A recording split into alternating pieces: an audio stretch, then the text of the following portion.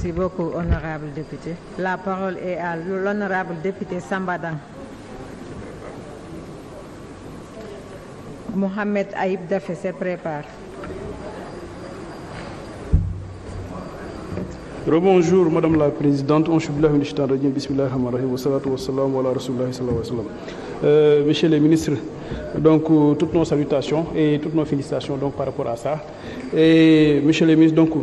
je m'en vais rapidement par rapport donc à la situation des sapeurs-pompiers. La situation est alarmante et un tout petit peu catastrophique, surtout par rapport au manque de moyens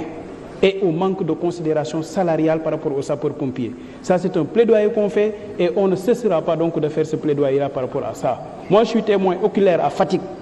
sapeur-pompier de Fatick. Le véhicule était en panne. C'était le mécanicien lui-même qui était obligé de mettre un moteur dans ce véhicule-là. Je peux citer le mécanicien ici, je peux citer le responsable des sapeurs-pompiers. Donc, si on plaide pour ça, c'est parce qu'on l'a vécu.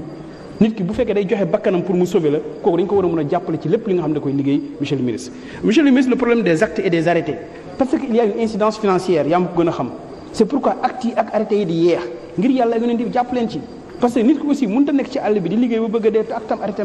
day xaw a doy waar. beneen mbir bi mooy da ngay gis koo xam ne day liggéey ba ñëw retraite fekk amoon na peut-être avancement boo xam ne 5 ans la woon wala 6 ans waroon ko jot rappel mais du ko jot.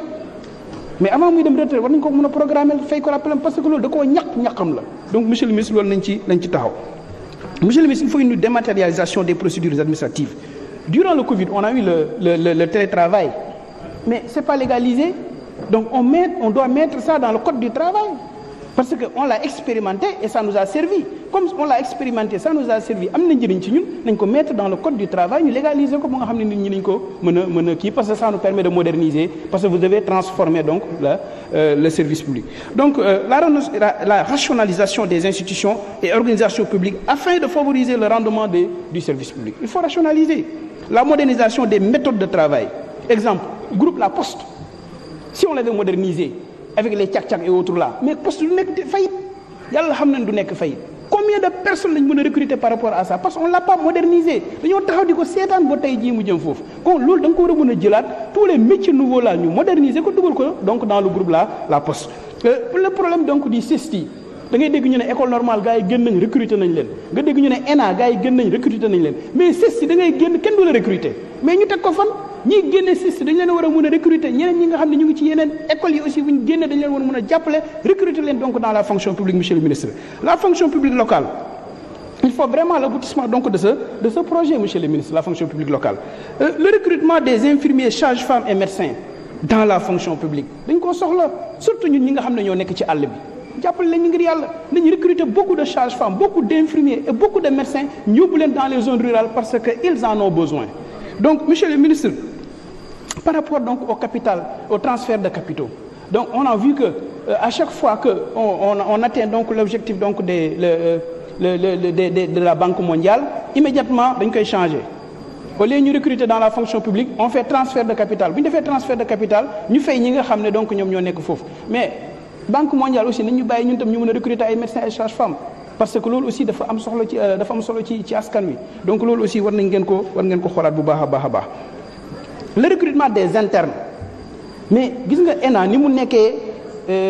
loo xam ne ku génn balaa ngaa génn sax ñu recruter la mais interne aussi bu paree formation avant muy pare wala mu pare formation dañu ko war a recruter actuellement il y a 23 ou 32 internes qui sont en train de chômer alors que c'est la qualité de la médecine les internes donc loolu aussi war nañ ci mën a taxaw donc monsieur le ministre.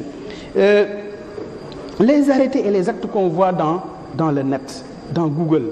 mais il faut protéger les données personnelles des personnes parce que nit ki aussi données personnelles moom la am mais boo demee Google tak nga gis acte nit wala arrêté nit mais nit ki am na mail mën nga ko joindre nga jox ko personnellement mais bu ñu ko bàyyee Google bàyyi ko ci net bi mais protéger wuñ ko et là vous ne protégez pas vos fonctionnaires les données personnelles sont dans le net sont dans Google da ngay taper sa tur rek nga gis ñu génn la ko rapidement loolu du yoon loolu vraiment war nañ ci mën a taxaw monsieur le ministre des finances nous nous sommes toujours battus pour le système de rémunération il y a une inéquité dans le système de rémunération on peut voir quelqu'un qui est de la hiérarchie B qui peut payer quelqu'un de la hiérarchie A on peut voir quelqu'un de la hiérarchie A qui fait le concours de la hiérarchie B lu tax parce que xaalis moo tax koppar moo tax parce que système de rémunération bi baaxul mutuelle de santé des agents de l'État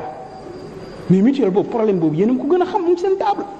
mais mutuelle boobu ñu ngi bëgg a dee ay fonctionnaires ñoo fa nekk ay agents de l'État ñoo fa nekk te ñu ngi bëgg a dee mutuelle boobu nañ ci wax parce que l'autre ministère va venir on va en parler monsieur le ministre des finances masse salariale 1097 milliards nombre de fonctionnaires 165 191 donc pour un fonctionnaire 6 440 797 mais la moyenne c'est quoi un fonctionnaire quelle que soit sa hiérarchie quel que soit son indice lan la war a jot par mois loolu la ñu bëgg a xam mais li ñu calcul bii nii calcul bii doxul. Merci beaucoup honorable merci beaucoup je vous remercie.